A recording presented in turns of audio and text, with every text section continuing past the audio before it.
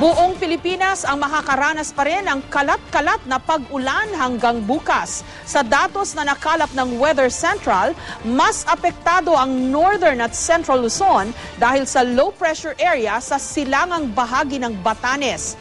Dinagdagan pa ito ng epekto ng hanging habagat.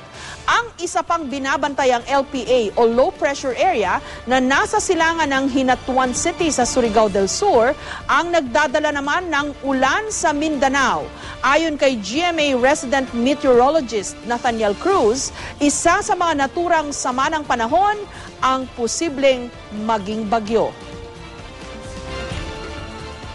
Sa dalawang LPA na binabanggit natin at binabantayan, yung dito sa may east of Mindanao, ang mayroong tsansa o posibilidad na maging isang bagyo.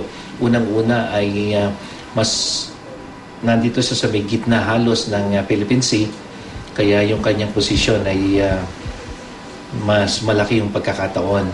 Pero yung nakikita natin kasi, base dun sa mga numerical models na tinitingnan natin, ang posibilidad dito kung sakaling maging isang bagyo to, ay baka hindi ito tumuntong sa kalupaan. Kaya isang posibilidad yon, pero maaaring magbago yon sa mga susunod na araw.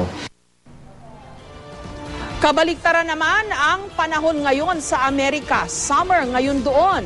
Pero pinangangambahan muli ang pagtama ng heatwave, lalo na sa Midwest cities, kabilang na ang Chicago, Cincinnati, Detroit, Minneapolis at St. Louis. Mas maganda-gandang panahon naman ang inaasahan sa London sa England, kung saan idaraos ang 2012 Olympics mula sa Biyernes. Bahagya o mahinang pag-uulan lang ang mararanasan sa dakong hapon o gabi doon. Ano man ang panahon, magplano, magsiguro, makibalita sa GMA Weather.